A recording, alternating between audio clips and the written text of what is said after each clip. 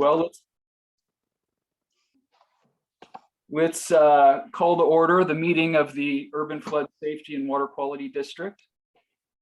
It's September 20th, 303.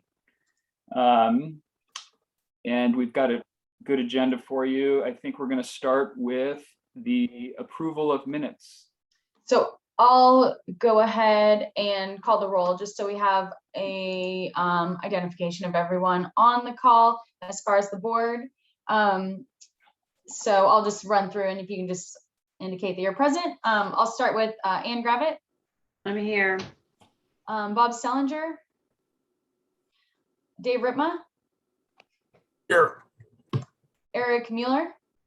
Here. Repeat. Steve Fancher. Here. Corky Collier. Here.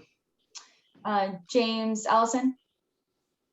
Here, I'm calling in, picking up my kids, so I'll probably turn off my video in just a second, and I might log out when I get home in about 15 minutes and log back in. That will work. Thanks for the heads up. Mary Helen Kincaid. Here. Tanny Stephenson. Here. Shirley Craddock. Present. And then Lori Stegman, I believe, is going to be logging on late. John Yama, I believe, is going to be absent. Eric Molander. Here. John L. Bell. I do not see John L. Tony DeFalco, do not see, and Mike Jordan also not here. So we're low, but good to go. And we can go ahead and move into the approval of those minutes, and those should be in your packet. And I can certainly take any questions, or please let me know if you have any, or we could start with the motion to approve. Do we have? This is Shirley. I'll move for approval of the August 16th minutes. Thank you, Counselor. Do we have a second? I'll second. It's Corky. Thank you, Corky. So we have a motion by Counselor Craddock. We have a second by Corky Collier.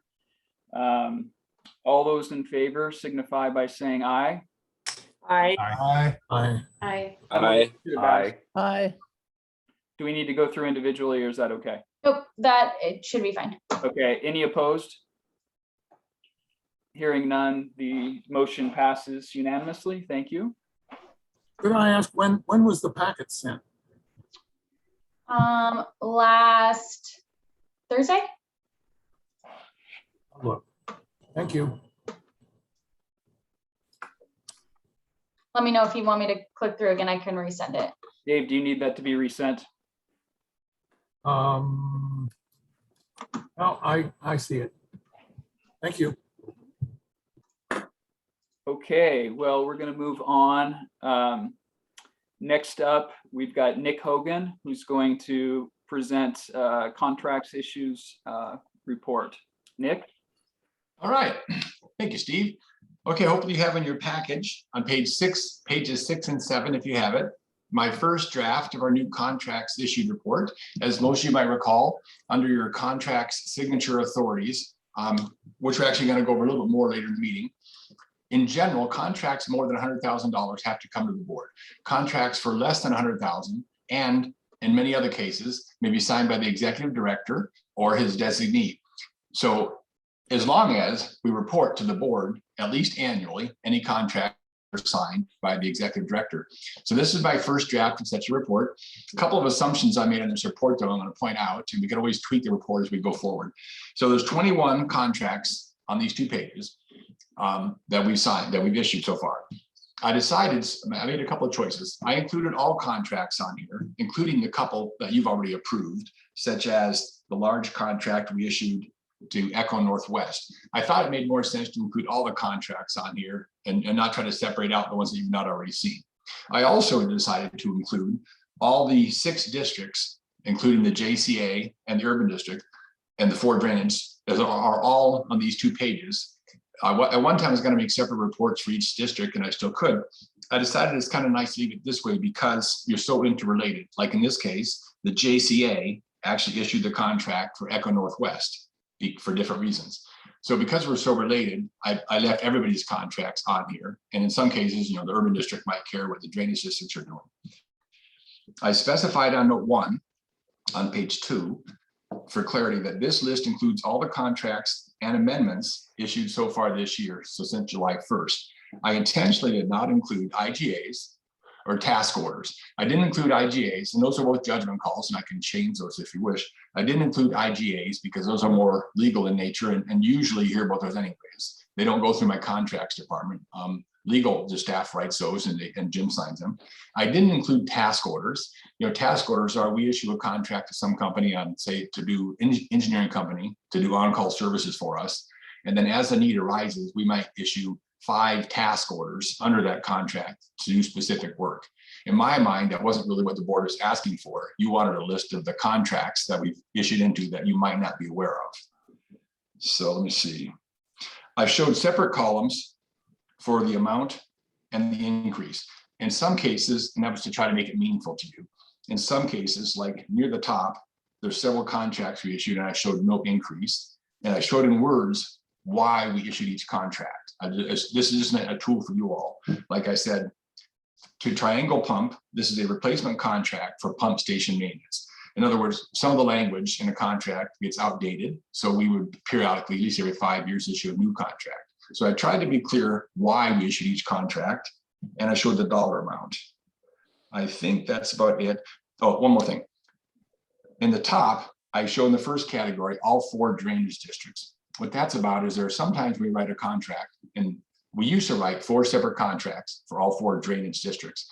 Now we oftentimes write one contract, but we assign it 4 separate contract numbers, and we treat it as 4 separate contracts. So each of the drainage districts has their own legal contract. So for clarity, I showed sometimes it's all 4 drainage districts, sometimes it's separate contracts. So if you see anything as we go forward that would be meaningful on this report, just let me know. Are there any questions or suggestions right now? This is Shirley. I have a question. So when you show an increase, that means that this is a renewal of a current contract, and the increase is the amount that you have specified from the previous contract. Is that how you read it? Is that the what? Yes. I did several iterations. Thank you, Shirley. Good question. I did several iterations of this contract, this report.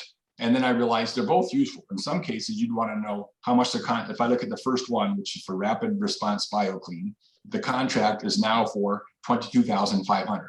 You might also want to know that this latest contract, that includes an increase of $10,000 from what it used to be. And I thought those are both pieces of information you might want. Thank you.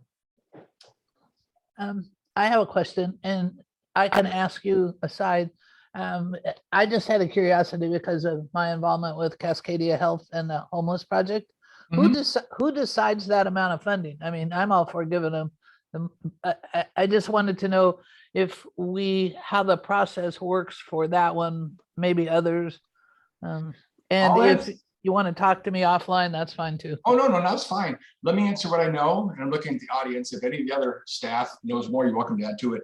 We hire them, of course, as you know, on an as-needed basis. When we increased the contract, we looked at the 4 districts and how much we spent so far, and simply projecting it forward said, based on if we spent whatever, 20,000 at one of the districts right now, we would have added 10. So we looked at the actual expenditures per district and simply increased it for the next year based on what we think we might spend. Okay.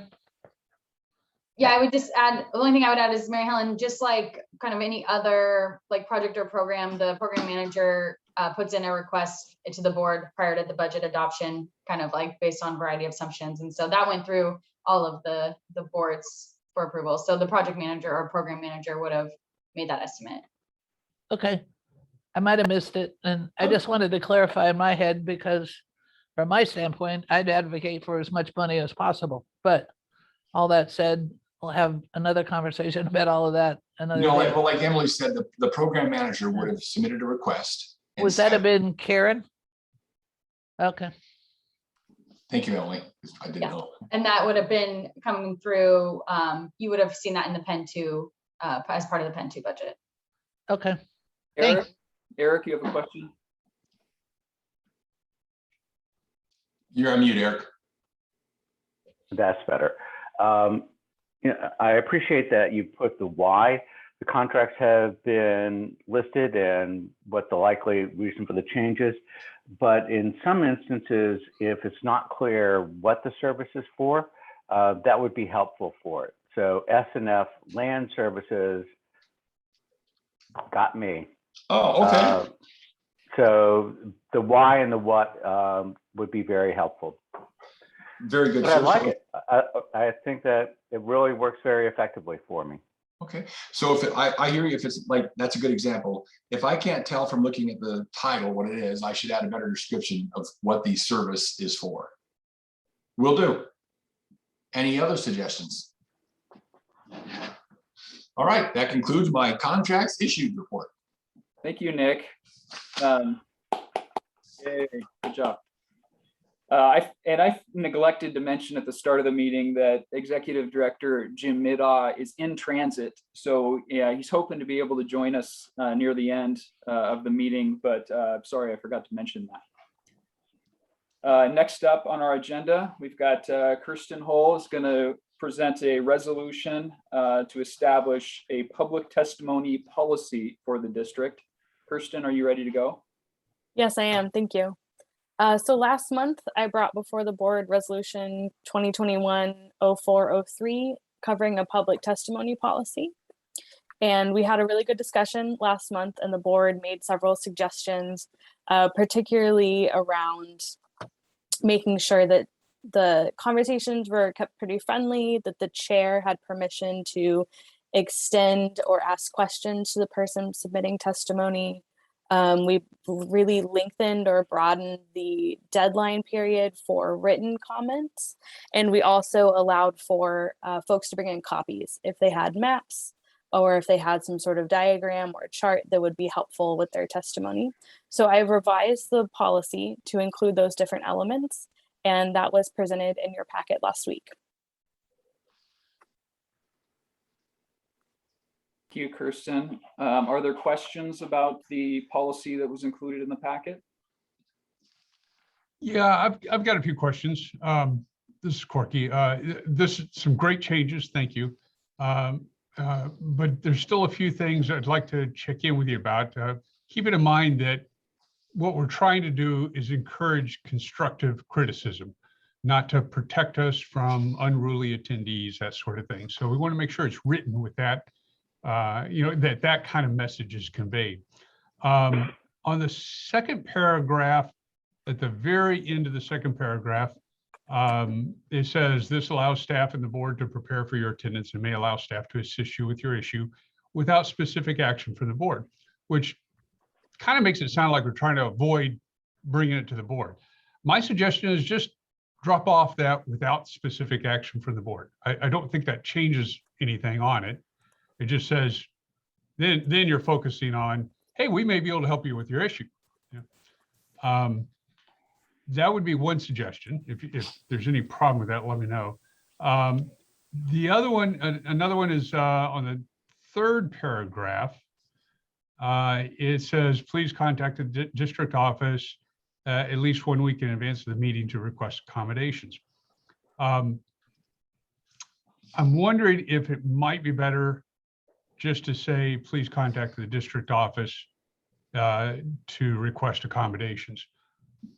My experience has been people that are looking for interpretation services, for example, know better than you how long it takes. So I want to make sure that we're not trying to put them off, by saying it has to be at least a week, instead of saying, well, contact us and we'll work on it as quickly as we can, sort of thing. That may or may not work for you, but that would be my suggestion.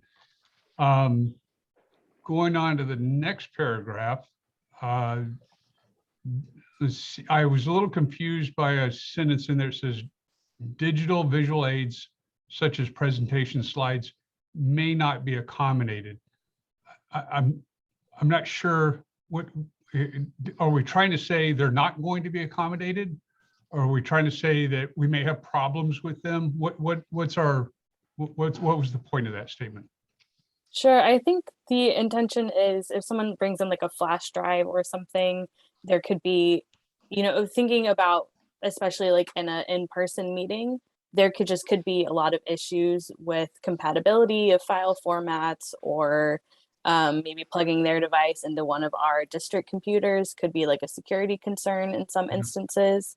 So we had originally proposed to just not allow people to bring in their own visual aids. And then we wanted to walk that back to allow someone to bring in copies.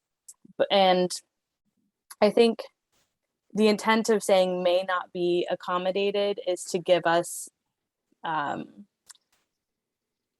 place to kind of cut it off if we're trying to set up the computer system, it's not working, something like that, just to kind of like highlight that that's probably not going to be your best bet. Does that answer your question? So you're saying you'd prefer a hard copy? Yes. Okay, then we might want to say something like, it kind of says that, I guess, but I guess I was confused, so I would imagine other Sure. people might be confused. Yeah, might just we can say reword hard that. copies are preferred over digital copies or something like that.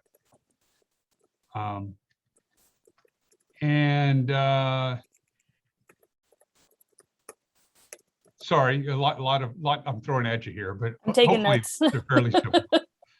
Second to the last paragraph, it says, written testimony must be received by the board prior to close of business, 1 business day prior to the meeting date. If we're getting it by close of business, then it doesn't really matter whether it's a business day, right? Because we're going to be working on it the next morning. Right. I think that was added specifically with having Monday meetings in mind to make it clear that we wouldn't be able to work on it, over the weekend, but Right. could send it out on Monday morning, something like But that. if it's a Friday meeting and they get it to you close of business Thursday, then that's kind of the same as having a Monday meeting and they get it to you close of business Friday. And Right. and then if it's close of business Friday, it might as well be close of business Sunday, right? Right. Okay. So take out the business day. I don't see that it's necessary. And then lastly, again, sorry for so many, but on that last paragraph,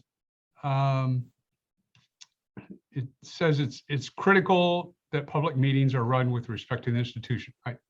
That's great. We might want to add in something a little bit, something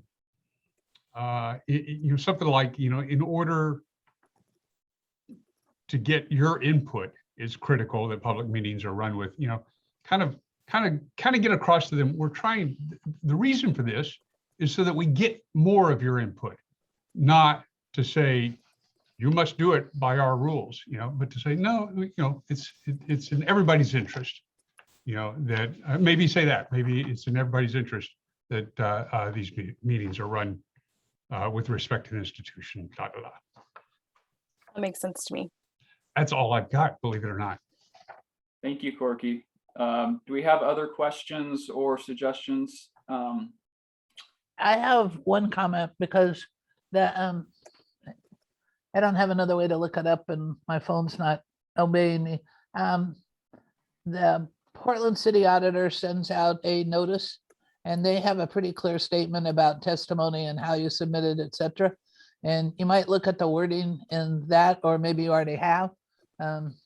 But it basically came out of, people said that originally it was discouraging testimony, and now with the new COVID rules, et cetera. So I don't know if that would be helpful. So I was just gonna offer that up. Yeah, it sounds like the tone has been a big sticking point. So we'll definitely look into that, since that was something they faced as well. I appreciate that tip. Other questions, comments?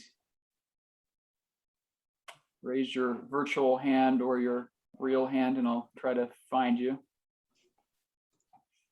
I'm not hearing anything. So Corky had about 5. I was trying to keep up with Sorry. suggestions. That's okay. I'm not sure if staff is able to kind of make some quick tweaks and somehow get this up for the vote, or if this should be pushed off for next time. How time critical is this, Kirsten? I don't believe this is time critical. As you know, we haven't had folks come in yet to participate in public testimony. So I would like the chance to look at City of Portland's language, how they give it a friendlier, more encouraging sort of framing of the message. And we can definitely bring it back next month. That sounds great. Can I just comment on it? Because I think this is going to be important when we go forward for funding, voter support, all of that. So how we encourage people to, and my experience, and correct me for being pessimistic here, most people don't testify unless they want to complain about something. They don't come to a meeting and tell you how wonderful you are. So as easy as we can make that process, which I'm sure will increase as the more information gets out, I think it will lend to our credibility that we're inviting people to come to a meeting and provide us with their comments. Because if we don't know what people are complaining about, we won't be able to prepare a plan to get those people to vote.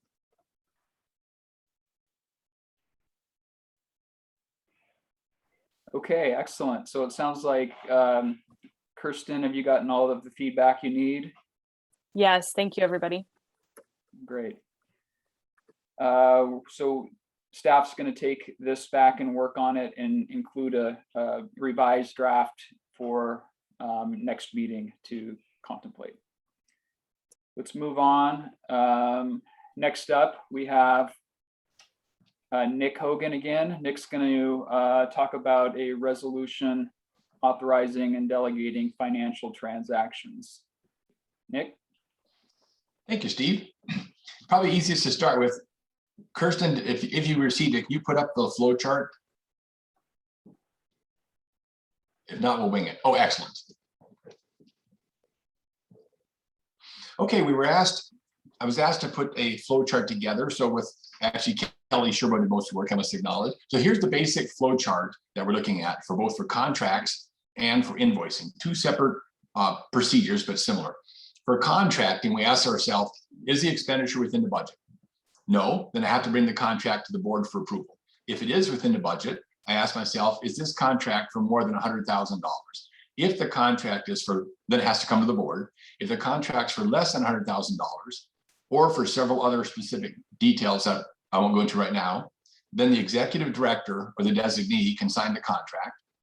But I have to report to the board periodically any contracts that we signed without coming through you, which is the other contract signed report we just went through. So that's how contracts work. The right side of the page is for invoicing. So we receive an invoice from somebody. The main thing, first thing we ask ourselves is, does this meet our requirements? Basically, was the work done? Did we receive the work?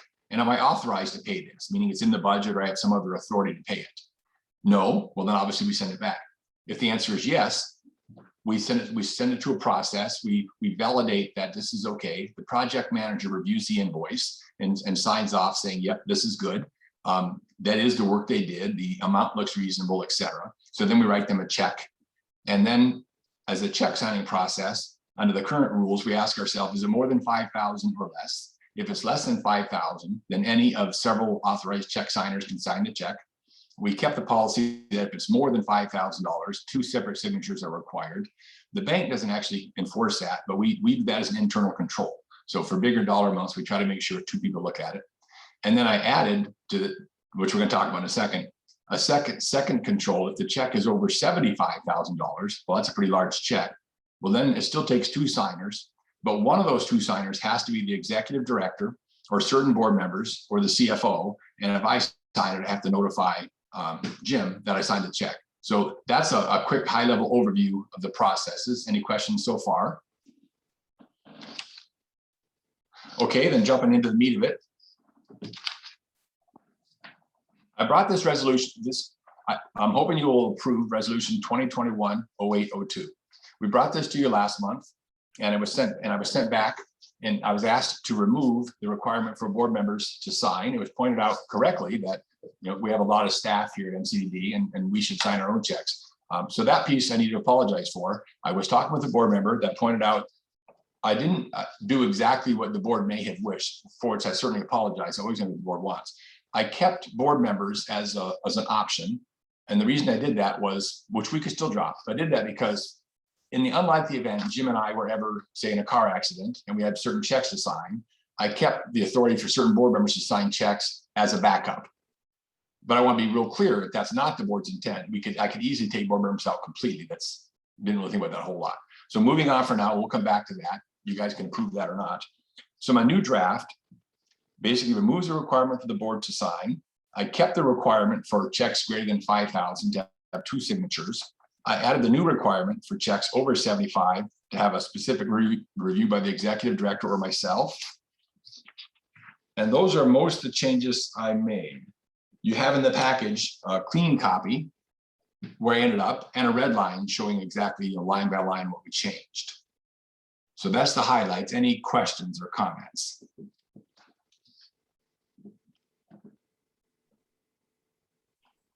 Mr. Tanny. Is there any reporting back to the board? I do expect, yes, in general. So I gave you my contracts issued report. The next report I'm working on, which you will get next month, is a financial statement. And I expect to include in the along with the financial statements, I thought it'd be handy to include you a AP check register, a simple list of all the checks we actually wrote. That's what I've always done in my previous jobs. It's, even though we already wrote the checks, it's nice for you to see where it went and it's not too late to question us on it. Great, thank you. Any other questions, comments for Nick?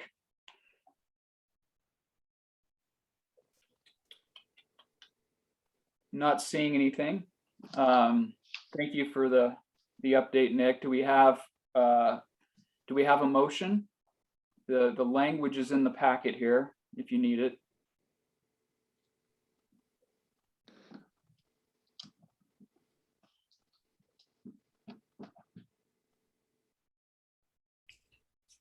Mr. Chair, I would move to approve resolution 2021-0802, resolution authorizing the and delegating financial transactions. Thank you, Eric.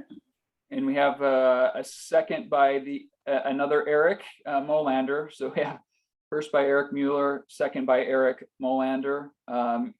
Any other questions, discussion on the motion? Seeing none. Emily, do we need to go through roll call on this one? Yes, I'd like to. I can go ahead and call it. Ann Gravitt? Yes. Bob Salinger? Yes. Dave Ritma? Yes. Eric Mueller? Yes. Steve Fancher? Yes. Corky Collier? Yes. James Allison? Yes. Mary Helen Kincaid? Yes. Tanny Stephenson? Yes. Shirley Craddock? Present. I mean, yes. Excuse me. Sounds good. And Eric Molander? Yes. That's it. Excellent. So the resolution passes unanimously. Thank you, Nick. Thank you all. And you can't escape very far because you're up next to give us the revenue analysis subcommittee update. Oh, I forgot about that one. Okay, we met last Monday, a week ago today, time flies, for our kickoff meeting with Echo Northwest. Rather than go through the materials again, the main purpose of the meeting was for Echo Northwest to present their rough work plan, how they plan to go about the job we hired them to do. And so it's 12 pages long, phases 1 and 2. Their main request was to take input from the board or the subcommittee on what they might be missing. They took a lot of input. They will eventually revise the work plan and send it back for review. So overall, that was what the meeting was about. The meeting was accomplished. I sent you the agenda and the materials that were handed out at the meeting, and actually the minutes also, which probably summarize better than I could. So if there are any questions, I'd be glad to answer them. Otherwise, I believe we're good. Half of you were there. It was a fun time.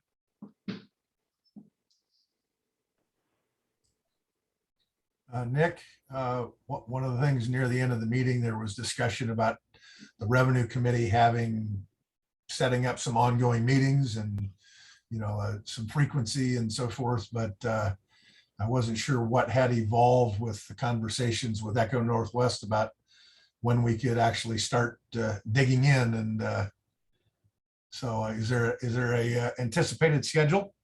Yes, sir. And I apologize for not doing that yet. Yes, they sent me a different tool to try to use to send out. I'll try to do that next couple of days. We decided on monthly as the basic meeting. And so I'll get that out this week. And based on people's availability, we'll schedule monthly meetings.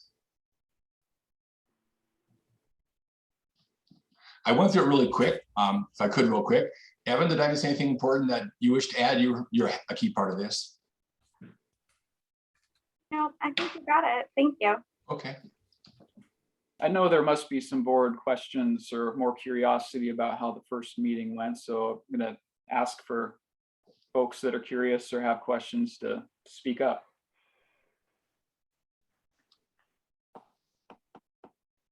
Maybe not. I would add that I was personally thrilled that we're working with Echo Northwest. You know, this is what they do. They've done a lot of high-level policy decisions involving finance with governments. So I'm pleased that they are on board, going to try to work with us to develop a rate that is fair and obviously and certainly equitable and sustainable for our system.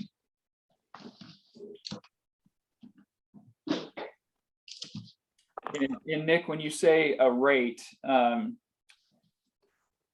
is the goal, and it's been a while for me and I wasn't able to make the subcommittee meeting, but is it the goal to develop kind of a consistent rate across all of the areas, or is there some consideration for there's different methodologies across the districts now, and is there some consideration for stepping maybe some properties into a rate or So I absolutely should not have said a rate. I should have said a methodology.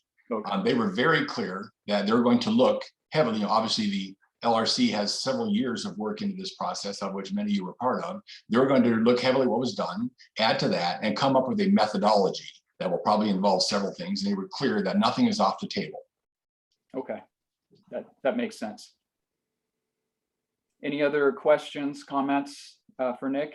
I guess the one, as I speak, I also told after we signed the contract, my boss is saying, as you all know, of possibly speeding up the transition timeline. So I told Echo Northwest that we were considering that. And rather than tell them how to get there, I asked them how they could support that if we decided to move forward quicker, and how could they consolidate. So they are looking at that and they will get back to us as to how they might do their piece of the process quicker if we decide to move forward quicker. Councilor Craddock, you have a question? Thank you. Yeah, how will this information be brought back to the main board? Will there be interim updates for us, or will we're going to wait till the end before that's brought to us? Definitely interim updates. I would plan at the least to share every time we have a meeting. I would plan to share it with you. The minutes are an obvious way to share what we talked about. I've asked Echo Northwest to occasionally come and meet with you personally, since they will be our partners in this. So to be developed, but I definitely plan to share with you as the committee moves forward everything they do. I wouldn't want to wait till it was done and say, here's what they decided. Evan, I'm sorry, I see your hand up. Yeah, Councilor Craddock, I just wanted to add the next step on ECHO's work plan is to talk about community engagement and board engagement. And so we'll be working with ECHO to develop an engagement plan with you all, so that it's not just the committee, that we're thinking about at what intervals, what questions, what strategy decisions you all are making along the way, not just at the tail end. So I'm not precisely sure how long that's going to take, but I know that they wanted to really map that out early on in the process so that we didn't miss any key moments to share information and bring you decision points. Thank you, Evan. Any other questions for Nick or Evan? I know this is kind of this work is in many ways what a lot of us are interested in, and where the rubber hits the road, kind of in getting obviously the district off to a good start and on the right track financially. Any other questions? Okay, thank you, Nick. We will move on now. the next item on the agenda. We have Brian. And Brian, I apologize. Is your last name Eberhard or Eberhardt? I don't know how to pronounce it. Oh, thanks for asking. It's the latter, Eberhardt. Eberhard. Yeah. Thank you. Brian is going to present natural hazard mitigation plan. He's going to give us a briefing on that and steering committee designation. Go ahead, Brian. Thanks. And I believe that Kirsten will be putting up a PowerPoint for this. I don't think that's up yet. So just making sure that that's there before we get started. Awesome. It looks like it's getting there. All right. So hello to everyone. My name is Brian Eberhardt. I'm a project manager at MCDD and been working at MCD for about 6 years. There's some new faces and new names in this group, and it's nice to meet you, and thank you for the chance to brief you today. Can you go to the next slide, Kirsten? My request before you today is to consider having the Urban Flood Safety and Water Quality District join a natural hazard mitigation planning effort that's going on right now, and then designate MCD staff to represent them on that planning effort. Before I have you decide that, I wanted to give you a little bit of information about what this planning effort is, some timelines, and some requirements that go along with it. So next slide. For those who aren't familiar, the Natural Hazard Mitigation Plan is a FEMA designated plan. I know for those that are on the other 4 boards, you've heard a lot of this presentation again, and I apologize for the repeat. You can give me notes afterwards for what I did better or worse if you like. Scoring's all good. But anyways, it's a public participation process that we reach out, we ask for input on it. We also talk to our staff and we look at what are our natural hazards, what is our risk to those hazards, and then what can we do about it? And we help prioritize mitigation strategies for our district operations. Next slide. There are 2 plans in the jurisdictions that the Urban Flood Safety Water Quality District overlaps with. The main one is the Multnomah County Multi-Jurisdictional Plan, which includes Gresham, Fairview, Wood Village, and Troutdale. And the City of Portland also has their own plan, and both of them are actively working on renewing their plans. These plans are for 5 years in total, and they are FEMA approved plans. And we are planning on joining the Multnomah County one, which includes all 4 districts in its area. City chose to go out on their own to have their own plan, but they're in coordination with us and using some of our data related to flooding as well as kind of our mitigation actions. Next slide. So briefly, for those who might think of the word mitigation, they're wondering what does that mean? Specifically, this is about hazard mitigation, and this is from the Multnomah County's website for this project. It's an effort to reduce loss of life and property, but lessening the impact of disasters before they happen. So by taking action now, we can reduce human and financial consequences later. And basically, mitigation planning creates safer communities, saves money, and enables individuals to recover more rapidly from disasters. I know that all of us are aware about all the things that are happening both here locally as well as across our country and our world. And the number of hazards and natural hazards that we're facing is increasing, at least from anecdotal evidence. And so this is an opportunity for us to try to lessen the harm and help our communities before the next disaster happens. Next page. The benefits of joining the plan are we get to understand our natural hazards better. We look at things like severe weather, seismic risk, flooding, volcanic action. And I think there's like 6 different categories. We get to understand those risks. We get to share about those risks with the public, make sure that they're more aware of them. And then we get to be proactive in trying to reduce our high risk hazards. For the districts, the 2 high risk hazards from our current assumptions are flooding, which is probably pretty obvious, and as well as seismic risk. And we are also looking for public input along the way, so it's a benefit for us to get input on the district priorities as we shape the future and what we want to do to address these hazards. The biggest reason often for doing these plans is it makes it easier to get federal funding for local mitigation action dollars. Right now, because we don't have a plan in the districts, we're actively working on them. We have to work through a partner like the City of Portland, which we're currently doing, for an example, in Penn 1, or Multnomah County, or Port of Portland, or someone else who has a plan. And so that's great, and that's often a really good opportunity, but it also limits our options if someone else's priorities don't align with our priorities. So it's an easier way to be able to be a direct applicant for funding dollars. Go ahead, Kirsten. So our recommendation, and this is after bringing this to the other 4 districts as well, is to have your district to join this plan, because the planning timeline is sort of the similar timeline to when the districts are supposed to dissolve. And so we talked to FEMA Region 10 and asked them about their recommendation for what to do. Should you join the plan later as an annex? Should you be on the plan now? And they recommended for continuity having this board as one of its kind of early on actions, join this plan and have easier continuity. When the other districts dissolve, as I understand it, the plan will become yours essentially anyway. So this is just a smoother way of transitioning in that case. Next slide. All right, so what are the obligations of a jurisdiction who joins the plan? So during the 5-year window of 2022 to 2027, there are annual steering committee maintenance meetings. There's an annual report out to the public on the things that have accomplished during that year. There's the ability or the obligation, depending on the situation, to amend your plan if you have significant changes like creating a new district. You can also, they're also asking us if there's things in this plan that they also end up in other planning documents. So that documents talk to each other and are in synchrony. During renewals, like what's going on for the county right now, we're trying to annex onto the plan, but they're renewing their plan. They're required to report on what they do over the 5 years of the plan, highlight changes in their priorities, and then acknowledge any changes in major changes in development that have happened. So these are the things that basically, if we accept and join the plan, these are the obligations of that jurisdiction. Next slide, Kirsten.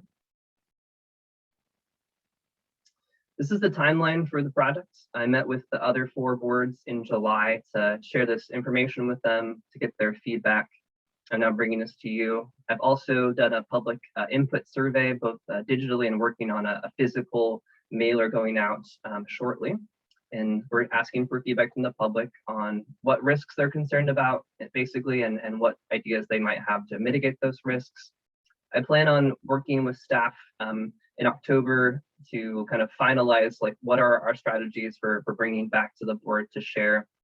And then we will have a public input period in January when the plan is supposed to be drafted and ready for review. After that, we will finalize the plan and hopefully send it off to Oregon Emergency Management and then on to FEMA in February, March. And I plan on bringing a briefing back to the boards at that time with, this is what we heard from the public, this is how we responded to that, and these are our priorities for each district. The plan will need to be adopted by November of 2022 for all jurisdictions. That can happen sooner than that if the board agrees to join the plan, and they can approve it essentially after it's been sent to Oregon Emergency Management. But that's the end date, and then it will be valid from November of 2022 to November of 2027. Next slide. All right, this has been a lot of data, and I will definitely leave some room for questions here at the end.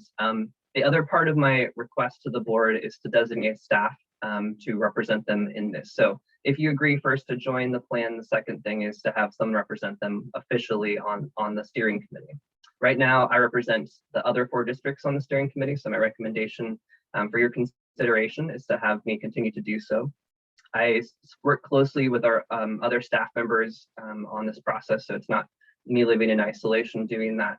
And the things that I do are attend meetings on behalf of the districts, work on that hazard scores and assessment, help with the mitigation action strategies, work on the public involvement, and review the plans. So the alternative option would be to have someone from your board to represent on the steering committees going forward if you wanted to. So that is my presentation. The next slide is kind of a reminder of the requests that I have before you, and I welcome any questions or dialogue at this point.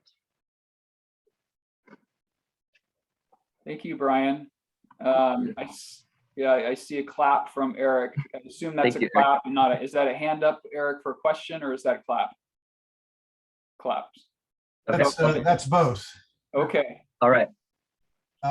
Question was, one of your earlier slides, you were talking about one of the significant benefits being able to apply for federal assistance and so forth, having a Right. plan.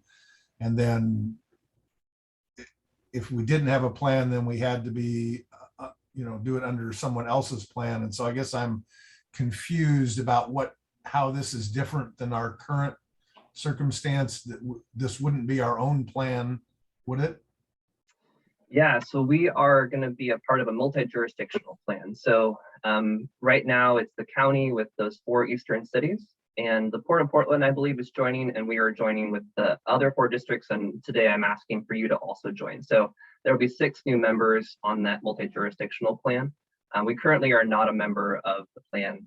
We've done some participation in the past, but we are not actively involved.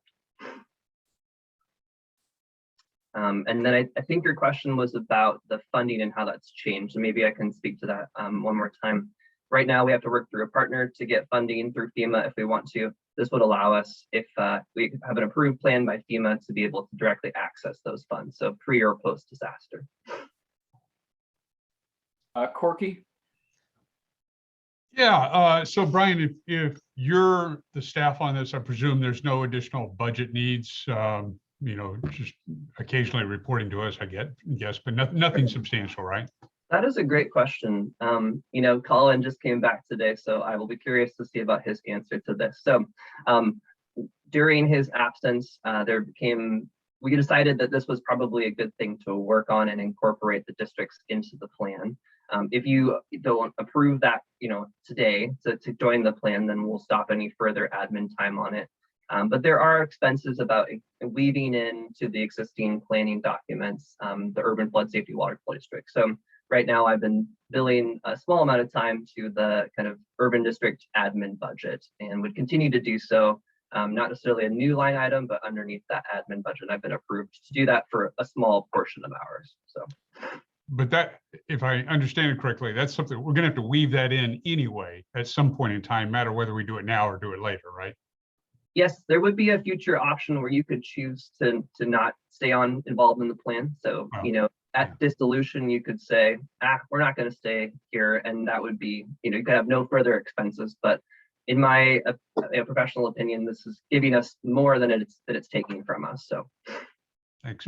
Yeah, I'm seeing several questions. So I'll let Steve choose who gets to go next. I saw Eric's hand go up first, so let's go with Eric and then Councilor Craddock and then Bob Salinger. Okay, so thank you very much, Brian. I'm very interested in this because it speaks to one of the issues that the U.S. Army Corps of Engineers did not address as part of the PMLS, which is seismic risk. So very interested in getting that seismic risk and liquefaction on the table as a hazard.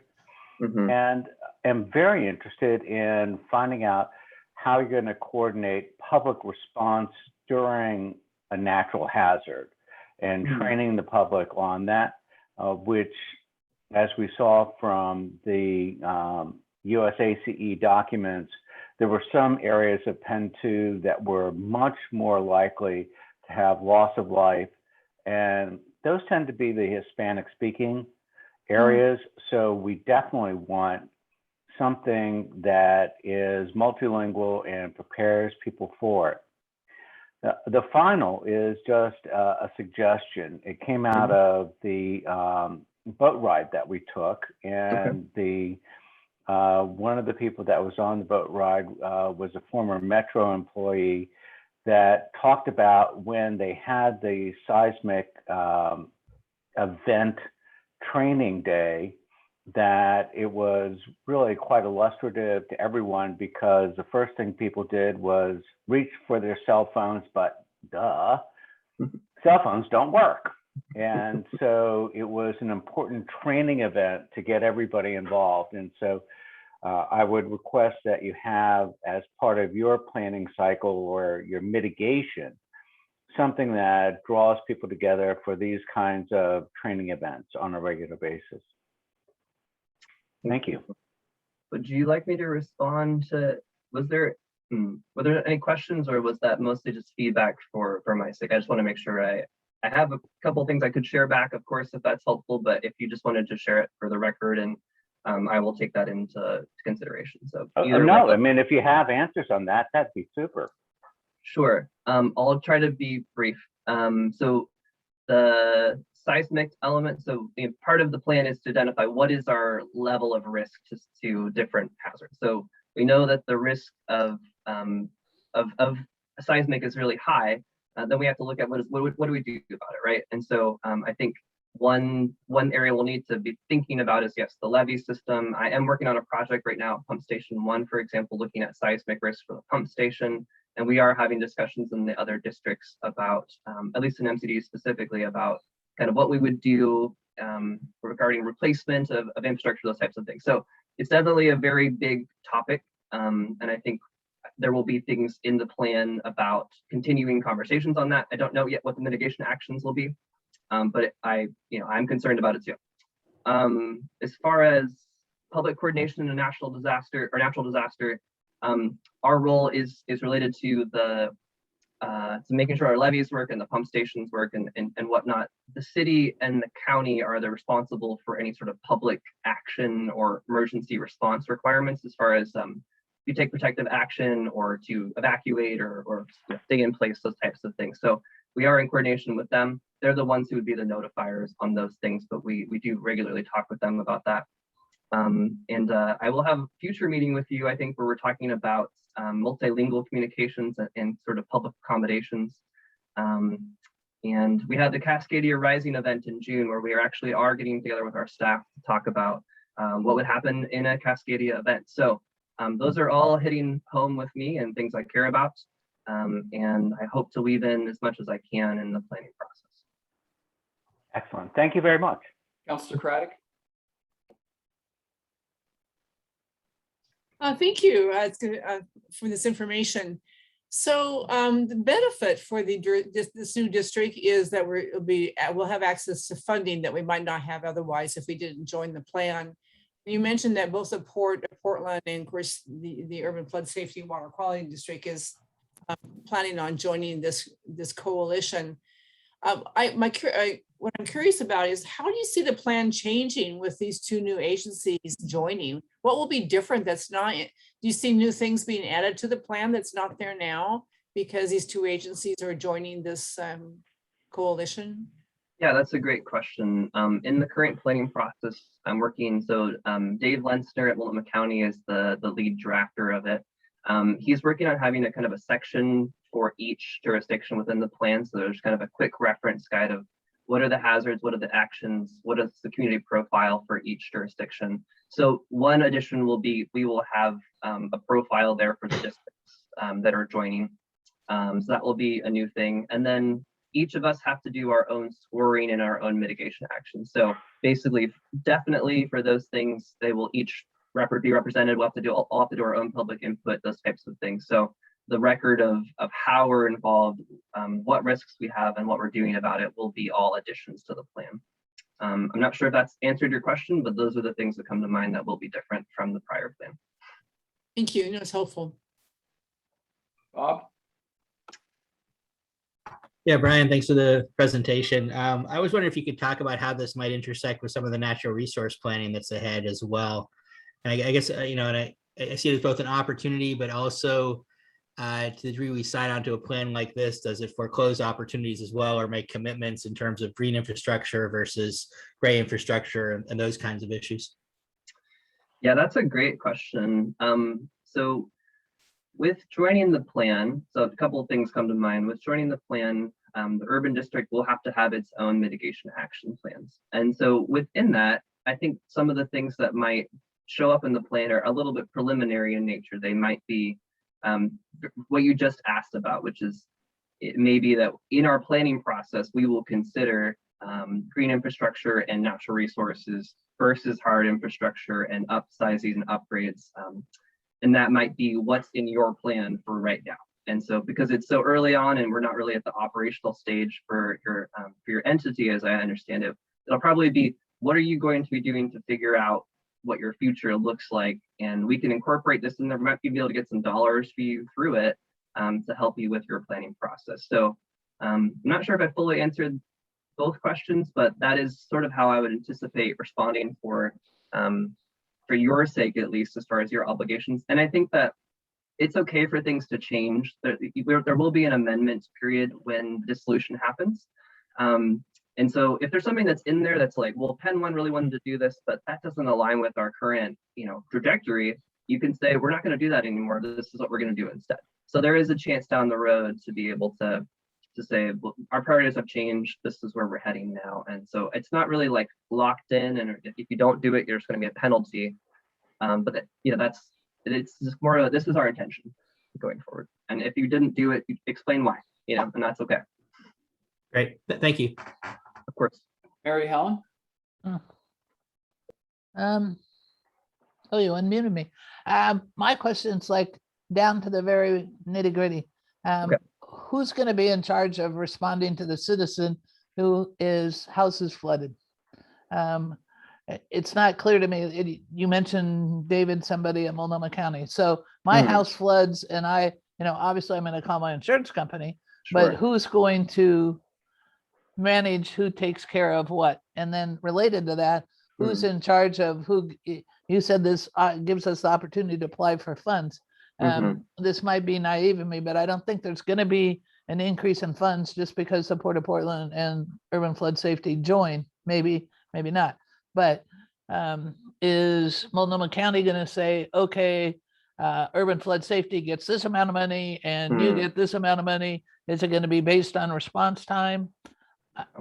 My personal feeling, and probably most of the neighbors in Penn 2 believe that you've done an excellent job. Are we going to trust the city? And this is no slight to anybody, but when we merged over stormwater, the city came in and said it was going to take them 3 people to do what one MCD person had been doing. So as a citizen, I'm kind of concerned this is going to add costs to me because we're adding something and having people less proficient perform the task, or how are we going to explain that away? So. Okay.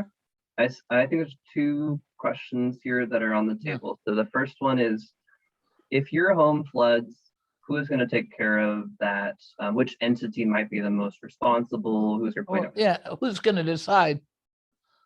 I'm not sure that I can fully answer, but I do know that you are a citizen, like in Penn 2, you're a citizen of Portland. So the city of Portland is going to be your first entity, like as far as responsibility goes. Regarding funding distribution under the plan. So this plan does not have dollars connected to it. It's not like, here's $100 million, there's 6 entities and you all figure out how to distribute it. It's just that everyone who joins the plan is then available for federal funding. So we could have joined this, created our own plan. We could have gone individual plans for each district. Those are options on the table, but we decided to join for the purposes of kind of synergy and working together with our partners. And so, but it won't, by having the port join or having us join, it doesn't change the funding pot that's available at the federal level. Okay, and I know we're running over, but so there is a flood. Is there going to be an effort to say, if an earthquake, a flood, a wildfire happens, call this number? I mean, or am I going to spend the time calling around? And I'm, there's many issues in the city that you can call 16 different agencies and get 15 different answers. Sure. So I would hope that somehow in the planning process that's made clear, because right now people are content with calling MCDD to say the slough flooded behind my house. Can you help me? Or we need sandbags. If we called the city, it'd be next year before we'd get a response. Well, I'm sorry, James. I mean, I know you're out there, but I mean, that happened. I mean, they tried to get sandbags, and 3 weeks later, they called Bill Owens, and that afternoon, MCDD was out there with sandbags. I think what I'll say is it's not, I wouldn't say it's my my wheelhouse to know how to answer that fully. I probably would lean into Evan on what you would suggest on this. I think if you were to contact the districts, we would do our best to help you find the right person. I think that's probably how I feel comfortable answering. But Evan, you want to add anything to that?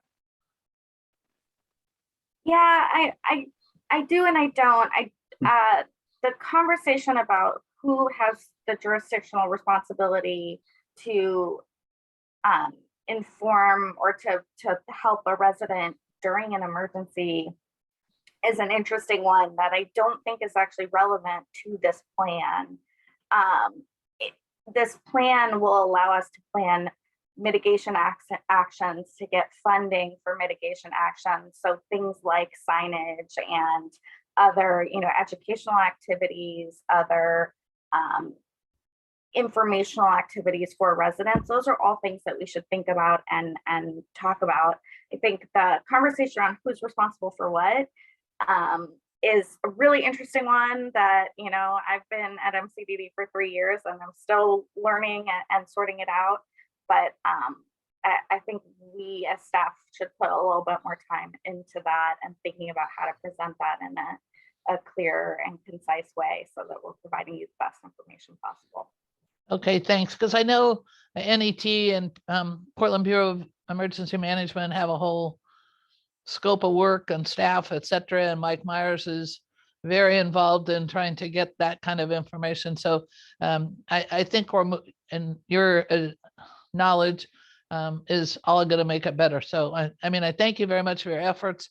Brian was able to explain a lot of the things in this plan to me to make sense. And without that, I would have not had a clue. So thank you both and everybody else who worked on it. Anne? Yeah, I just wanted to, having spent a fair amount of time working on our seismic runway project, I just want to support this because I think it makes a ton of sense. But in the absence of being in a local plan, when you seek FEMA funding, you have to look to the state plan and it can be a little far afield. It's not impossible, but this just makes so much more sense for entities like the port and the drainage district that are spending a lot of time investing and looking at resilience projects to have them in a local plan. So anyways, I think this is a great idea. Thank you, Anne. James? Great, thanks, Brian. Great presentation. I just want a question or comment and a question.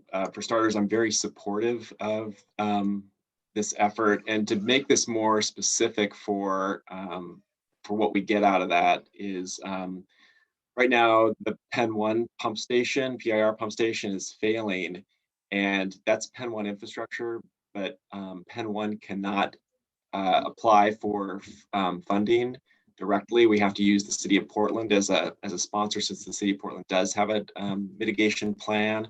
So two important points. This is about prevention and preparing for the future, and it's about the ease of a district, in this case Penn 1, in the future the Urban Flood Safety Water Quality District, to apply for funds to manage its infrastructure, its planning, etc. So I'm very supportive. One question to be mindful of is what's the difference between each district being part of this planning effort now, and then also now the new Urban Flood Safety Water Quality District also having a seat at the table. So kind of curious how that all works together and the costs. What's the added role for the umbrella organization? What's the added cost?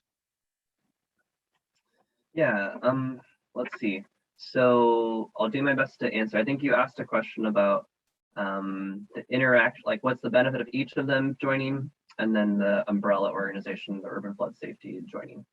So the benefit of each of them is that until dissolution, they are able to pursue federal funding. So I know that there's different timelines on the table, but if the plan's approved next year and Penn 2 wanted to pursue funding and was able to provide the local cost share for something like maybe upsizing a pump or some sort of maybe adding a generator hookup or something like that, that's for a mitigation or an upgrade or improvement, they would be able to do that. If the dissolution happens and that district has pursued the funding and started the project, but the dissolution happens before the project is over, FEMA has said that they've handled situations like that when they basically Penn 2 would be giving that responsibility to the urban district to finish the project and to use the funding. In the meantime, I don't think it affects you very much other than incorporating you'll have like an average of all the risks of the districts will be represented in the plan, which is basically because you have all 4 of them are your area of land. So your risks are sort of averaged across the 4 of them. You'll have your own mitigation actions, and that will, like I said, they'll probably mostly be things you're already doing that are helping to kind of prepare for future mitigation. It might be coordination or setting up the new districts, setting up revenues. Those are all things that will help with mitigation down the road. But I think it will be more when the dissolution occurs and you take over projects or you take over funding in the future that your role will increase. So there was another question about funding. I could give you kind of a sense that the admin costs for you to join probably $5,000 or less to join the plan during this fiscal year. That's my guess. It's not a lot. It's mostly when I'm reporting to you and weaving you into the plan and working on making sure the mitigation actions align with our current planning efforts. So it's not a lot of expense. And this is budgeted in all of the emergency operations kind of program budgets across the 4 districts. So no additional costs to those districts. It is budgeted. It's just staff time that they're paying for. Great questions. Definitely want to keep us moving along too. So it seems like we have 2 different actions here. Am I incorrect? So the first action to contemplate is whether to join the natural hazard mitigation plan. I hear a lot of support.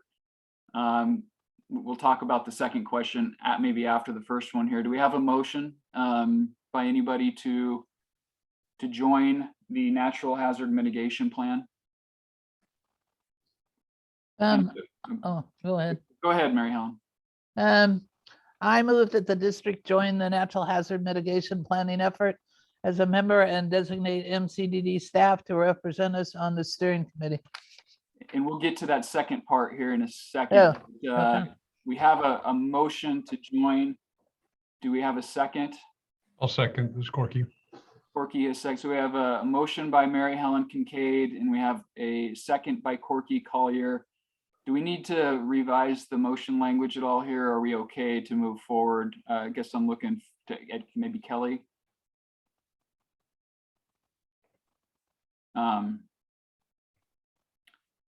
I think we all know what the intent of the motion was. It was to join the natural hazard mitigation plan. So do we need to do roll call here?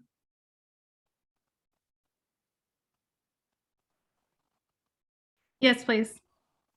Sorry, yeah, I'm muted. All right, Ann Gravitt. Yes. Bob Salinger, Yes. Dave Ritma, Yes. Eric Mueller, Yes. Steve Fancher, Yes. Corky Collier, Yes. James Allison, Yes. Mary Helen Kincaid, Yes. Tanny Stephenson, Yes. Shirley Craddock, Aye. and Eric Molander. Aye. Great. Sounds like the motion passes unanimously. I do have a brief question on the second piece of this. Yeah. And obviously, I think, Brian, you are the natural fit to represent the district. But my question is there any advantage to, instead of having the board specifically designate you as the rep, just having the board giving executive director MIDA authority to designate MCDD staff? If you're on vacation or something, is there any advantage to giving Jim a little more flexibility in how that gets staffed? Just a question. Yeah, and I'm open to either. Right now, it just as MCDD staff. So I'm just giving you the heads up that it would be me as the primary, but I think it's appropriate to send. So Carrie Sandeman is on this call and she's the sponsor for this project. So she would be my natural instinct to send in my stead if there are steering committee meetings and I can't be there. But I'm fine with either way. If you want Jim to designate that or to just have you designate the MCD staff and we'll figure it out on our end. So. May I ask a question? If that's the case, then I think we've already approved that in the previous motion. I don't see why we need another motion. It clearly says in the motion to and designate MCDD staff to represent us on the steering committee. So I think we've already approved that. Giving a thumbs up. Yeah, okay, sounds good. I heard Steve say that he wanted to sort of deal with those in 2 parts. So I'm happy to, or if you feel like it stands, then I'm good either way. So, Eric, you have a question? Yeah, Steve, will we need to have another motion to actually fund the work? I mean, it's $5,000, but, or we would widen it in a way, 5 to 7,500 something. But do we need to have a separate motion to fund it? I would speculate that, again, for the price of staffing the committee, it's probably within the existing budgetary authority of the district. That's what I would speculate. Well, and wouldn't it be covered in the motion previous about authorizing and designating financial transactions? Not Wouldn't it fall into that? necessarily. Why would it be any different? Mayor than- Helen, because we hadn't previously put it specifically into the budget, that was the reason I was raising that as a question. It's a good question, Eric. I think there's a lot of miscellaneous staffing items that don't get specifically lined out in the budget, and I would speculate this is one of them. Okay. Brian, I believe I overheard you say that it's in the currently approved budget for the fiscal year. We can afford this with the already approved budget. Is that correct? That's my understanding, and it's within the other 4 districts, specific line items, emergency management. You don't have one of those yet, so this is authorized under your admin budget currently at the staff level.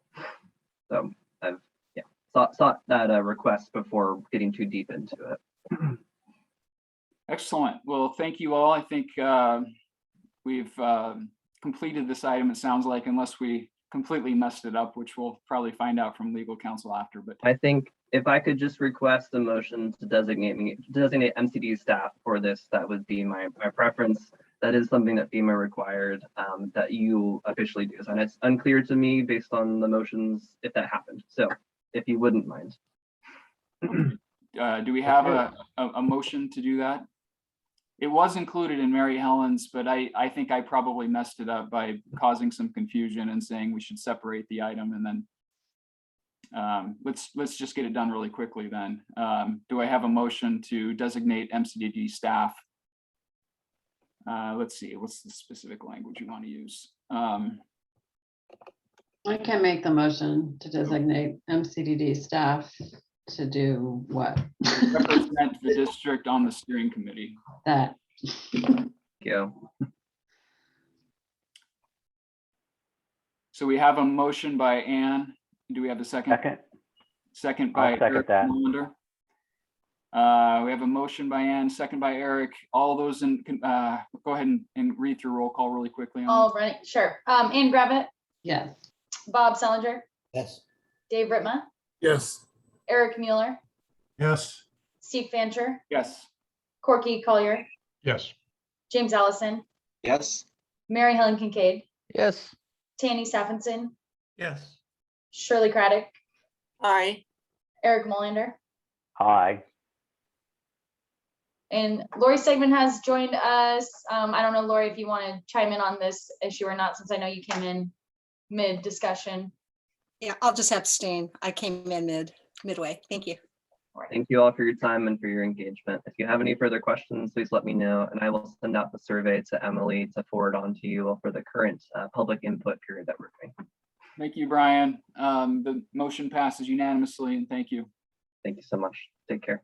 We're going to move on now to Executive Director Midaw is going to give us the program development roadmap. Take it away, Jim. Everybody, I hope you can hear me. I am at PDX. I'll just give you a quick view. You can see the rug. So if you can't hear me, tell me and I will try and speak louder, but I feel like I should keep a mask on because I'm in a public space and federal law requires it. So I'm going to do the right thing. Please keep your mask on. Yes. People are being really good here. It's an awesome facility. If you haven't been to PDX, I highly recommend it. And even though our flight took off late from our original flight, we got in pretty close to on time. So thank you all very much for being here this afternoon. Approaching 4 months in this job. And my sense from talking to many of you and some of our stakeholders and certainly our staff is that you're hungry for a little bit of a vision for how we might get you guys to the next step with this new agency that we are setting up. So my goal today, I want to thank you first of all on the previous motion for being in the details and making sure you got everything right. I'm asking you to change your focus now to something big picture. The presentation I'm going to give you is very high level. It's an initial idea about how we can move forward. So help me, entertain me with your grace and your creativity and thoughtfulness as we do this. And if you have concerns, we'll address them afterwards. And I'm going to try and share my screen. I think I can. I think I can. Okay. All right. So, I want to remind you that we are here primarily for flood safety, and we have some amazing opportunities to do flood safety better based on the leadership of the Oregon legislature. So I'm going to talk to you a little bit about that and about how I think we can take the next steps to get you guys up and running more fully. So as you know, the current drainage districts have a series of 4 key responsibilities, and the urban flood safety and water quality district has 4 new responsibilities. And just for all of you who are new and maybe don't spend as much time thinking about this as I do, I'm just going to briefly go over these. We are really good. We have over 100 years of experience with our current responsibilities of water conveyance. So as you all know, we've built a bathtub in the floodplain. So water that drains into the bathtub has to be conveyed out of the bathtub. So we are responsible for moving that water and doing it in a way that's as cost effective and environmentally friendly as possible. We also keep water from coming into the bathtub, and we do that by maintaining and operating a series of levees, 27 miles of them, that keeps the Columbia River or the Columbia Slough from coming into the bathtub. We are first line responders for emergencies, particularly when they relate to floods. So we are out there 24/7 when we have flood risk. And then finally, we work in partnership, which is why many of you are at this table. Those of you representing other governments, key organizations that are partners with us. Again, we've got a lot of experience in those 4 areas. Additionally, you all need to work on contributing to watershed health and landscape resilience. You need to promote equity in everything we do, and you need to help us prepare for climate change and the heavier rainfalls and changing flows that we're going to see as a result of climate change. And you've been asked to also share more and better information about the cultural history of the floodplain. As you know, there's tens of thousands of years of history of humans working in this floodplain, taking advantage of this floodplain, and candidly manipulating that floodplain. And we have lots of stories that we can tell and that I think will help our community appreciate what we do. So at the end of the day, for us to move forward, we need to generate revenue. And I think you all know that. And everything that I'm hearing from each of you, whether it's about revenue or not, tends to be about revenue or who's going to pay. And so I want to talk to you a little bit about those things again, and then we'll move into our proposed vision for how we can get this done. I want you to pay attention, first of all, to the word in the middle of that big red rectangle that you see. It's equity. And from my perspective, equity really needs to be baked in everything that we do, and it needs to be really a foundational piece of all of our work. And we need to learn a lot about how to do that. I think we're taking baby steps now, and there's a lot of smart people out there from other organizations that we can lean on to help us get better at that and really remove the barriers that have, I think, harmed some key communities that we serve. On the operations side, we have 4 key areas that we need to work on. Again, the first 2 that you see on the top of the left-hand side of the screen, flood safety and emergency management, we have a lot of history with. So we have a really good handle on what our annual operations costs are. We have some needs that I think our staff are expert and can articulate to you that go beyond our current operational capabilities, and we can describe those for you. We also need to come up with operational forecasts of what we're going to need to have to implement the new mandates of the environmental benefit and climate adaptation, and around the cultural history awareness piece, and around equity. We don't know what those operational costs are going to be yet.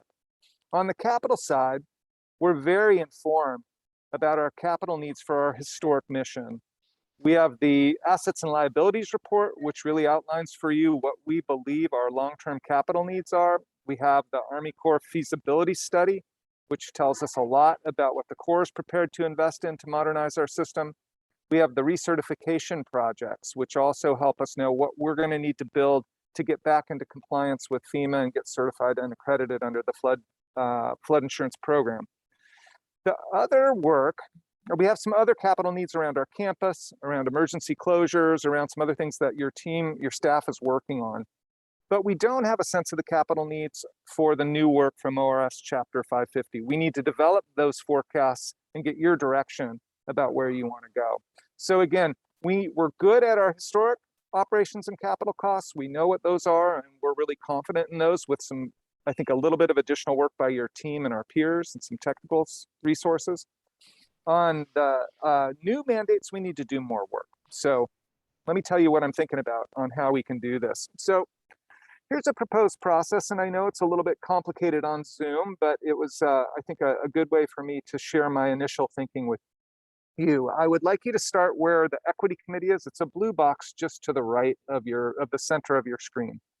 My basic proposal is, once again, we know our flood safety operations and maintenance needs pretty well, and your staff with technical experts are going to work on those. But what I would like to propose to you is that we start up 3 advisory bodies. You can call them tables. You could call them blue ribbon committees, task forces. I think we need to do some more thinking and get some input from you and others about what we call them. But 3 key groups that are going to develop recommendations for you around equity, around the environment and climate change, and around cultural history. And my idea here is that these committees would be members of the community, that we would invest some staffing and potentially stipends and contracts with key organizations to have them help us develop these recommendations. Those recommendations then are going to be tested with some quantitative public engagement through survey research. We'll be meeting with key stakeholder groups to have them weigh in on them. And ultimately, we'll be sharing with the port, with Metro, with the city, with others, what our flood safety operations and maintenance planning are. Those things can feed into our revenue committee. Many of you are on that revenue committee. We had our first meeting with you last week. And once we get the programs developed and the recommended costs associated with those, the revenue committee can then work those into their forecasts, bring them to you, and you guys can make some decisions about what you want to fund or what you want to ask the people you serve to fund, or what you want voters to approve in a capital bond. So let me move on here. The timeline, I think, is very conceptual. I want to be really candid with you that it is my interest to move this as quickly as we can while still keeping this amazing partnership together. This process has gone as well as it has, and the legislature moved as quickly as it did because our community is united in its desire to improve our system. And we need to maintain that unanimity if we want to continue to have the success that we've had. So I am committed to that. At the same time, we have a huge amount of momentum in Washington, D.C. for infrastructure and emergency response funding right now. We have a green light to seek appropriations to fund as much as 2/3 of our capital construction costs to update and modernize our system. It's very important that we take as much advantage of that opportunity as we can. I also want to share with you that after almost 4 months on the job, we are spending an awful lot of your staff time and resources managing the multiple boards. It's an awesome responsibility and we're pretty good at it. We love all of you. But honestly, every day that goes by where we're managing multiple governing bodies is a day that some of our resources aren't being dedicated directly to our important mission. So I would like to challenge you and our team to move as expeditiously as we can while still maintaining the community support we need. So that's the framework. What I'm looking for is to have our revenue model done in the wintertime, and Echo Northwest believes that it can get that done with the support of the revenue committee. When we have a revenue model, we will be able to plug in various types of costs for various types of programs that understand what happens to different kinds of property owners or people based on those plans. And so we should be able to start that discussion sometime in late winter. My goal would be to continue that conversation, to feed in recommendations from our external advisory bodies, and ideally come up with a pretty good set of options by late spring or early summer next year for your consideration. We can take those out, we can do some polling and other research around those and get some stakeholder feedback. Ideally, you would then be able to adopt a revenue model for operations sometime in the late summer or early fall. You can start to collect revenue, which is a key point.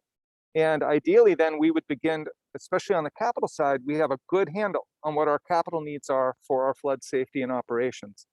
If we can get these external bodies to help with some initial recommendations about the new mandates, we believe it's possible to start to put a bond together sometime in the summertime. And ideally, in a perfect world for me, you'd be targeting something like May of 23 to go to voters for your capital bond. If we can get that local match through the ratepayers of Multnomah County and the urban growth boundary, it reduces the burden on the existing districts and the existing landowners considerably. And remember, if we have that local match in hand, we're in a really good position to get 2/3 of our costs covered by the federal government. So once we have a bond in place, once we have a revenue model in place, I also believe we should call for the election of the regular board in May of 23. Once that board is in place, we've generated some revenue and we've ideally gotten approval from the voters for a capital bond. Then the elected board would be in the position to begin the effort of dissolution of the historic districts and moving forward with the new utility. It's possible that this will take more time. We can always take that time, but what I would suggest is that we set these goals because I think it helps us all stay focused on what the real concerns are, what the real issues are, and what the real needs of the community we serve are. So it's important to me that we really have a strong goal in mind, and I think it will be very clarifying for all of us. Will help us focus on the real issues. So finally, I want to just share some guiding principles here. I really want to stress that I believe flood safety remains central to what we do. However, the legislature has made it clear that we need to do flood safety better, and I'm committed to it, and I know that we can with the advice of our community. I want to ensure that we co-create these new programs if we can. And for me, that means really bringing in community experts, people with lived experience, and that we staff those by us or by trusted leaders in our community, and that we always have a handful of people with technical expertise to make sure that what we do is going to work for flood safety and work for our other mission. Integration matters. I know that we'll be splitting people up to talk about some of these things, and it will be very important for us to integrate both environment and cultural history and equity into our role providing flood safety. The last couple of points I want to make is I think it's going to be very important for these groups to have a very clear scope and a tight duration. These are the kinds of bodies that can go on for a long time. I think it will be important to set a really strong goal of having them complete recommendations to you in the late spring or early summer. And then finally, these committee-driven recommendations will be defining the programs in the new mandates and also helping you identify what the anticipated costs are so that we can share that information with key stakeholders in the public, ideally get buy-in. We'd have buy-in from those members of the community who help develop these things. You'll have other storytellers and allies moving forward as we begin the conversation with our community and voters about the next steps. So last slide, I think that's it. I'm going to stop talking. I want to move fast, but not too fast. Thank you, Jim. That was great. Do we have questions, comments from the board? You've given us a lot to process. Yeah, there's going to be a lot of time to talk about this, just so you know. And it still feels really weird for me to have my mask on, but I know it's the right thing to do. So we can hear you loud and clear. Let me try and narrow it. Is this concept of engaging the community around these new mandates something that seems workable and worthwhile to you? Maybe that's a better way to tee this up. Eric? So speaking really directly to it, what I would encourage you to consider is having a board member as a liaison to each of these three committees. And I choose the term liaison specifically because they don't have to be an advocate for it, but really provide that back and forth flow of information to this subcommittee. And I think that you're on to a great process for engaging the public in it. Thank you. I agree with, oh, sorry. Oh, go ahead, Mary Helen. Okay, I agree with what Eric said about having a board member so that you don't have to start at the very beginning with people from the community or equity. And I agree that there are people in the community who have a lot of expertise that could lend to our mission. And I like the idea of breaking it down into equity, environment, and cultural history. They're all intertwined, but they're all very focused. And I'm really excited. I think, I kept here in 2025 or, out there, and I thought I may not live that long. So at least I have hope that I might make it for 2 years, as opposed to 5. So that said, I am more than excited about how this is framed and all the work that you put into it and how clearly you communicated it, because that's going to be an important part of those people who are constantly tapped to provide equity insights. And as one pretty predominant person said, don't call me because you need me, call me because you want me. And I think that will be important as we identify people on the committee. The last question is who's going to decide like the size of the committee or how many members, or is it just going to be to see who we can get to join? I have a lot of resources because of the work with the Vanport Place Marking Project that are overall Northwest or Oregon historians, and they're asked all the time for their services. So they're going to want to know if it's going to be worth their time. And I think that's going to be an important piece of it. Let me take that question real quick. I think after this feedback from you all and some permission to go talk to some key leaders, my goal would be to bring back something a little bit more built out for you all at your next meeting. And there would probably be some pretty significant interaction with a number of you between now and then to come up with some ranges for you and the types of people. We've already done some initial thinking internally. The committees may each have a little bit different makeup because their topics cover different things. The last thing I forgot to say is I think we may want to keep an equity oversight committee rolling even after we get these initial recommendations. So that's something that's on my mind. I hope I answered your question, Mary Helen. Yes, and do you want suggestions for possibilities?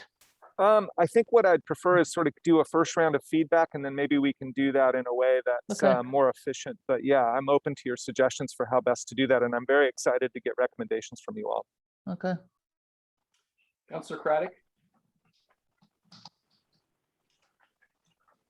Nice work, Jim. Thank you so much. I really like the framework and your plan that you proposed to us. And I particularly like that you have now officially, we've identified a target of when we will be approaching the voters and of course getting this utility rate in place. And I think it's really important we have some bookends and some structure to this, and it'll really help us develop that timeline now and get all the work done and to fit your general direction that you're recommending that we go. So I'm really pleased. I think this is a big step and gives us some real, like I said, some real good bookends. When it comes to equity, I've learned so much. The Metro Council created the Metro's racial equity strategy in 2012. And for me, I have to say it's been a big learning. I've learned so much and really have learned and observed the value of that racial equity strategy and how it permeates every aspect of Metro in our staffing, in how we let our contracts, how we reach out to the public, engaging the communities of color. It's been a learning for me. Even someone that sits on a board, I had a lot to learn, and I really have valued the work that the Metro staff have been doing. So I would like to maybe have us consider that we actually create a racial equity strategy and not just equity, because I learned the value of leading by race. That is, we all do better when we focus our work and we lead by race first. And so I would suggest that this group consider that and not just have an equity strategy. Thank you, Councillor. Commissioner Stegman? Thank you, Steve. Nice to see you, Jim. I love this. I think you coming in and just being super clear, concise, and moreover, quick is really important, because I think it's a bit confusing, even like for me, like we have these existing drainage districts, and I mean, it seems like we're doing double duty, and just our overhead and the cost of running multiple agencies doesn't seem to make a lot of sense. So the more quickly that we can become one entity, I think that that's really beneficial. And to Councillor Craddock's point too, you all may or may not know, but Multnomah County declared racism as a public health crisis. And obviously, you know, when we look at Vanport or all the inequities that have occurred, we know that, you know, it is systemic and institutional. So I would be more inclined to agree with Councilor Craddock too about being very specific. And I think when we go out for the bond, as we've all talked about, that narrative, that storytelling, like if you talk to people about levies, or, you know, their eyes are going to glaze over. But if you say Vanport, people know what Vanport is, what happened and what it meant to our Black community. So I think all of this is very strategic, and telling the right story in a respectful way will get us a lot farther, a lot closer to where we need to go more quickly. Thank you, Commissioner. James? Thank you. I just want to make a couple points, reiterating what Councilors Stegman and Craddock said about centering on race. City of Portland, where I work, we focus on race and disability in our equity efforts. And I know we're not seeking input right now, but I would be remiss if I didn't point out that the City of Portland has a tribal relations intergovernmental liaison that they've done work that that this group could capitalize on in terms of connections and lessons learned. And then obviously I represent Penn 1, which is the historic Vanport area. Vanport has a lot of meaning for us and for other people, to the point where we've even thrown around the idea at times of trying to rename Penn 1 as the historic Vanport Flood District. So there's a lot there. One thing I would want to mention or two things, I guess. Yes, to go as quickly as we can. I think there's a lot of energy and a lot of opportunity right now. Also, though, as we work with people in the community, if we can, and I struggle with this on my own, how do we go from our new mission, vision, and values into the specific services we want to provide and the levels of those services, so that we're really clear on what we're trying to accomplish. We're making clear statements and clear commitments to the community. But again, Jim, thank you for a very powerful, pithy presentation. Thank you. Thanks, James. Ann? Yeah, thanks. I'll echo all of the thanks, Jim, for the vision. And as a board member who has struggled with tracking the budgeting of the multiple boards, I really appreciate the clarity and the vision. I will say, as you and I have discussed, the top line on your 4 timeline graphic around revenue is going to be of key interest to the port, and then moving from the revenue development to the revenue implementation will be a big step. And we have a lot to go, having had 1 meeting of the revenue development subcommittee. So there's a lot to come on this, and you know, we're with you and we look forward to it and appreciate the vision. But I just want to, you know, share there's a lot of detail that we need to make this happen. So thank you for that. Yeah, and I just want to really reiterate, there's a lot of concerns over who's going to pay and how that impacts various key people, including landowners. So I want to just really respect Ann bringing that up. And I think all of you share those concerns. And so if we're not ready because we don't have a good solid majority or broad consensus, then we're probably going to have to slow it down. And that'll be okay if we get to that point. My goal is to avoid that and keep people on board and do it well so we can move. But a lot of work to be done before we get there. Any other comments, questions for Jim? Eric, did you have something? No.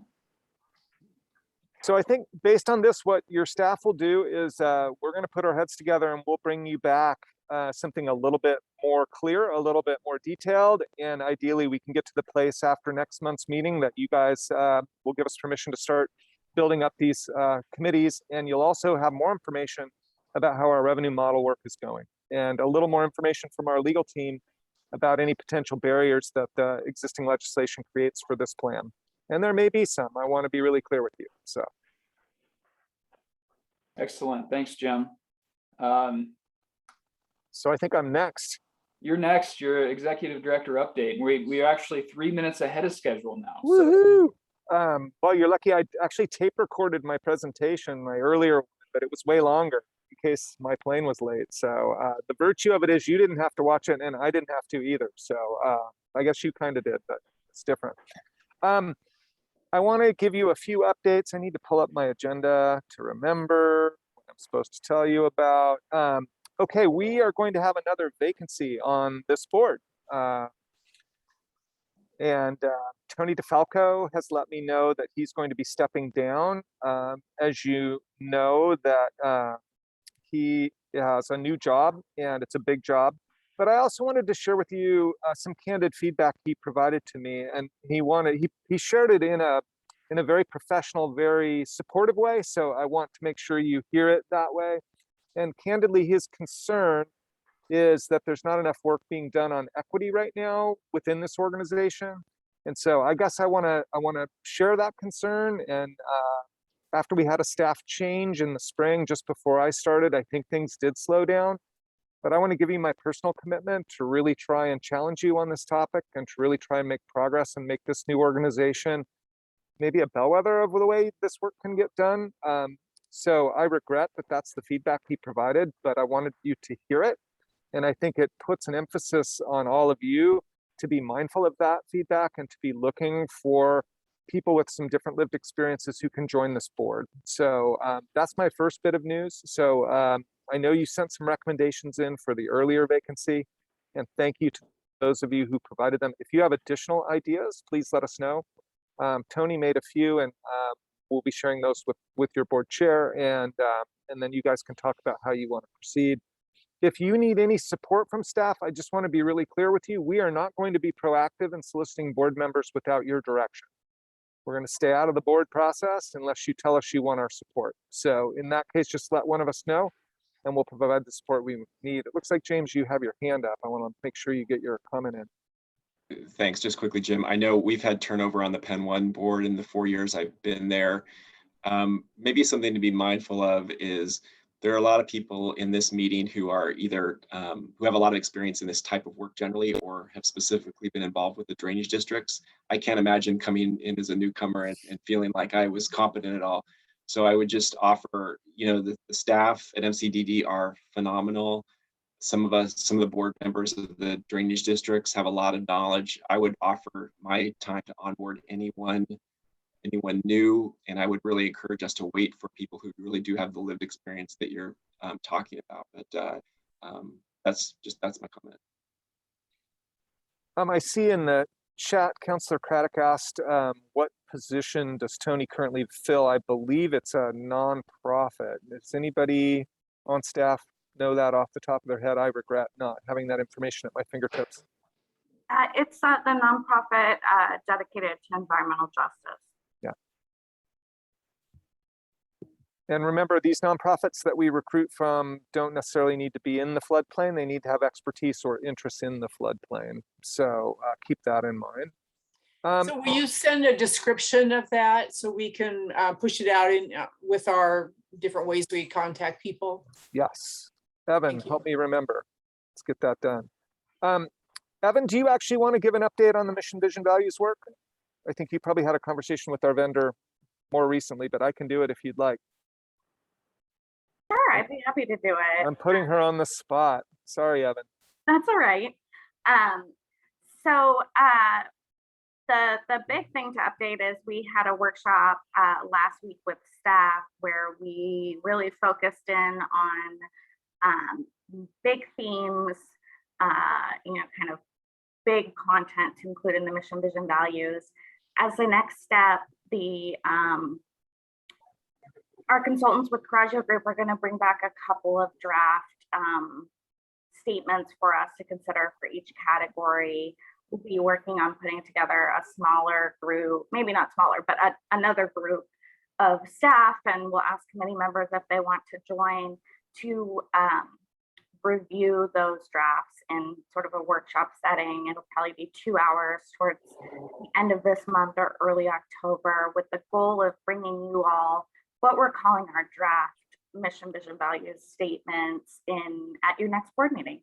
And the hope with those is to get your sign off for us to take those out, sort of have a working draft that we can share with the revenue committee, but then also take those out to do some engagement with community-based organizations that we're hoping to continue to build relationships with, so that we can get some feedback.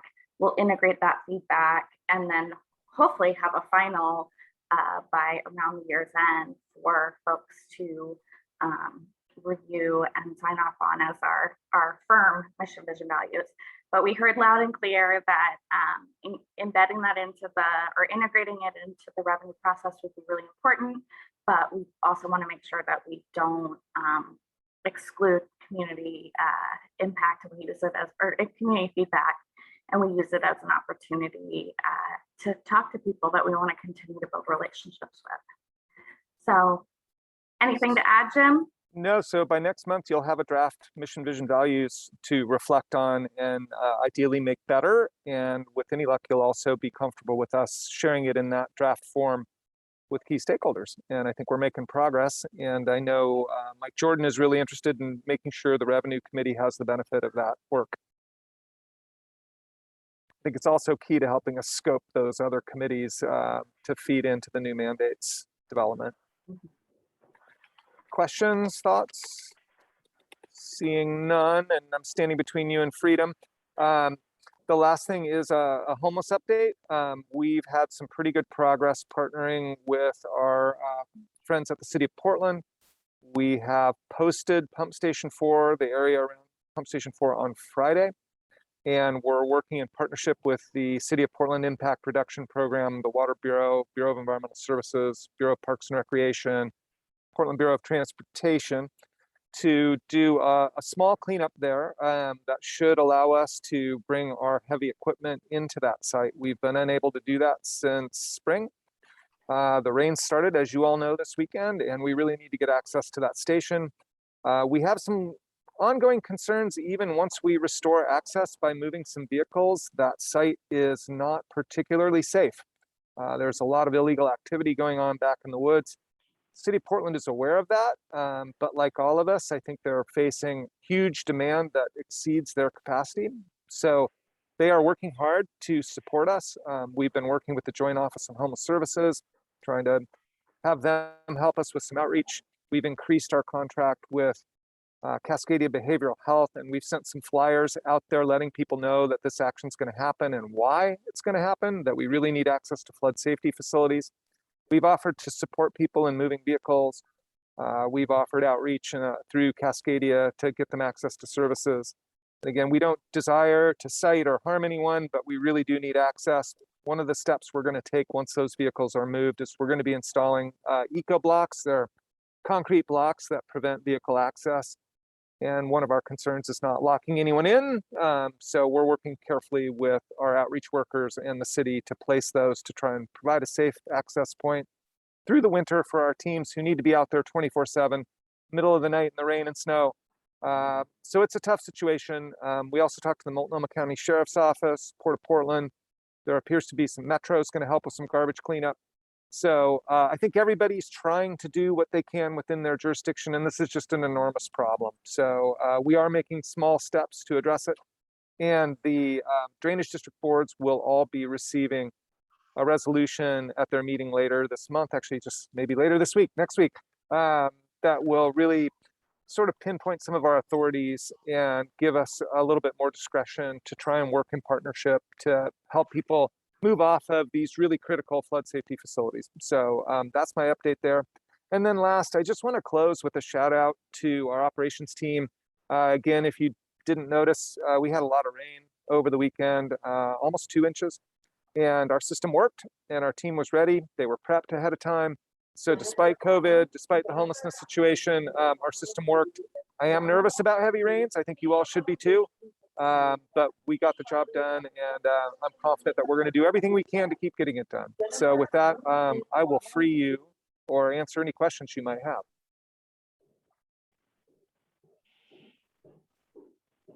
Thanks, Jim. Yeah, and well, I just want to thank him because there's been a huge homeless with the Schmear Road pump. and the people that park along there, and neighbors have complained forever. And somehow, I mean, and I'm not saying this is wrong, I think it's a good thing. The word got out that MCDD spearheaded the cleanup and finally got the people moved. I mean, and as heartless as moving them sounds, you got a lot of praise for helping the homeless in that area and the campers. And I've regularly gone there and tried to, and won't go, because the problem is they have nowhere to go. And so the city needs to identify a place for them to go. So we're just pushing them somewhere else today, but hopefully tomorrow there'll be a place. That said, I've had contact with the people there saying, what do you need? What, you know, to identify. And they all said, there's this truck that goes around with MCDD on it, and they're really nice people. And one of them gave me a bottle of water. So, you know, as little as that is, it was huge to that guy at that time. So thank you. The public relations is good, not so good for the city. So that's a positive thing. Yeah, and I just want to reiterate, having been on the inside of receiving a lot of the concerns about homeless at the city, they are working real hard. Again, it's a big problem, and both the city and the county are kind of at the end of the funnel of social safety net failures at the state and federal level. And as you know, voters here in Greater Portland have stepped up both at the city level and at the regional level to provide more services. So I am hopeful but daunted that over the next year or so, we'll see some significant progress. And thanks to Bill Owen and Randy and his crew, because they've really struggled with this. And I know if you haven't heard, it's really tough on the operations team to be working in these conditions and seeing people living in those conditions. So we've got some work to do to support our team, and we're looking for ways to do that.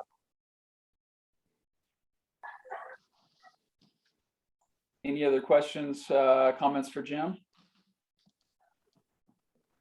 Thanks, Jim. Emily, did we have any public testimony? No. Okay. Any new business to come before the board? Not seeing any hands. I think we are ready to adjourn. And with that, we are adjourned. Thank you, everyone. Much. Thank you. Thanks.